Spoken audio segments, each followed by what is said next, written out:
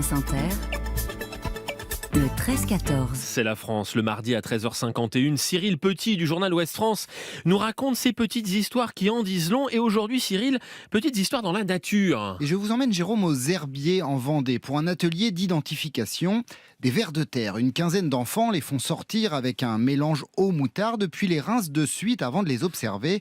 Ouest France raconte, ni la terre ni les petites bêtes visqueuses ne répugnent les enfants. Papa, regarde tout ce qu'on a trouvé, entend-on au loin.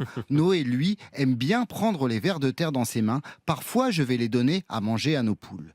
Écoutez le ululement de la chouette, observez les larves de libellules, tailler des branches pour faire une cabane ou préparer de la limonade de sureau. Ce genre d'activité est proposé aux 6-11 ans par les clubs nature de la Cicadelle. Près de 200 sont organisés chaque année en Vendée, Deux-Sèvres, Loire-Atlantique et Maine-et-Loire. La Cicadelle, c'est un petit animal vert ou brun d'à peine 1 centimètre qui ressemble à une sauterelle. La Cicadelle, c'est aussi une association qui depuis plus de 25 ans fait découvrir la nature et favorise l'éducation à l'environnement, en particulier pour les enfants. Et cette initiative, Cyril, répond à un besoin.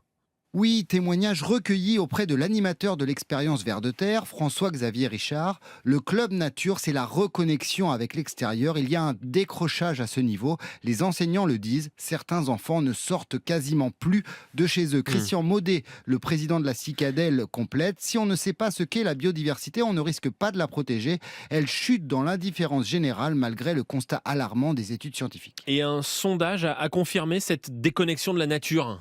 Selon une étude réalisée en mars pour l'Université de la Terre, 22% des Français passent moins d'1 heure par semaine au contact de la nature, un chiffre qui monte logiquement chez les citadins à 28%. Pourtant, 98% des sondés se sentent bien quand ils sont au grand air et 89% affirment que la protection de la nature est une priorité pour eux. Pour en revenir à ces clubs, Cyril, on en trouve un peu partout. À Marolles, dans le Loir-et-Cher, le club Jeunes Nature Animaux célèbre ses 45 ans, tandis que celui de Bagnères de Bigorre, dans les Hautes-Pyrénées, propose de rencontrer grands rapaces et fleurs sauvages. Le mouvement CPN, Connaître et protéger la nature, recense plus de 400 clubs partout en France. Je vous recommande, Jérôme, la visite de son site internet qui propose des outils pédagogiques gratuits pour mieux connaître la faune et la flore. Et puis, il y a toutes les classes vertes organisées par les écoles qui permettent aux plus jeunes de faire des découvertes très chouettes. Et en parlant de chouette, Cyril, vous vouliez faire un clin d'œil à un journal atypique. Et oui, son nom c'est La Hulotte et il revendique le titre de journal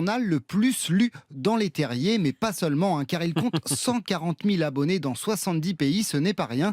La revue a été fondée en 1972 à Rubécourt dans les Ardennes par un instituteur passionné de nature et grand vulgarisateur, Pierre Déhomme. Il boucle actuellement le 117e numéro qui paraîtra cet été. Cette petite encyclopédie des bois et des champs richement illustrée est introuvable en kiosque ou librairie, mais on peut la commander. Une lecture indispensable avant de prendre l'air, car comme le dit fort justement Maëlys, 10 ans, citée par la Cicadelle, la nature c'est bien dans les livres, à la télé, mais c'est mieux quand on va la voir en vrai. À ne pas oublier pour tous ceux qui sont en vacances scolaires en ce moment. Merci Cyril Petit du journal Ouest France.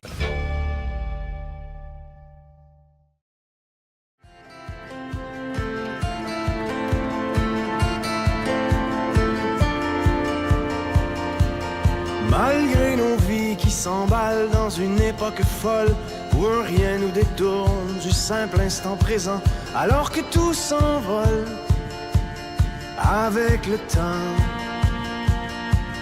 Malgré la mort, celle qui frappe et qui nous fait pleurer, ou bien celle qui un jour, tôt ou tard, nous fauchera, je m'accroche les pieds ici-bas.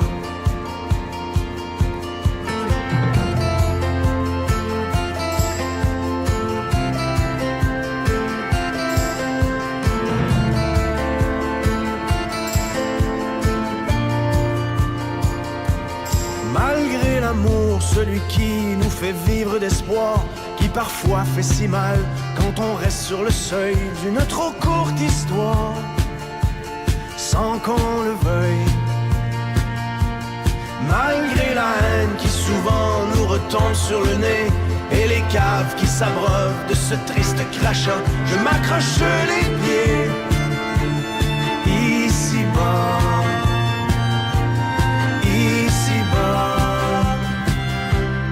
Tant que mes yeux s'ouvriront, Je chercherai dans l'horizon la brèche qui s'ouvre sur mes décombres, la lueur dans les jours plus sombres.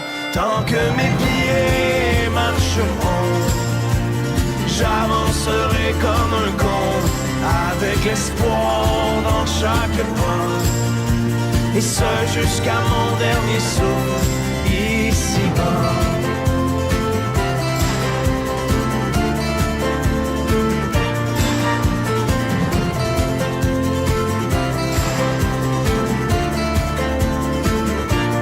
Malgré les merdes, les revers, les choses qui nous échappent, les petits, les grands tourments, les erreurs de parcours et tout ce qui nous rattrape dans le détour. Malgré l'ennui, le trafic, les rêves inachevés, la routine, le cynisme, l'hiver qui finit pas, je m'accroche les pieds ici-bas, ici-bas.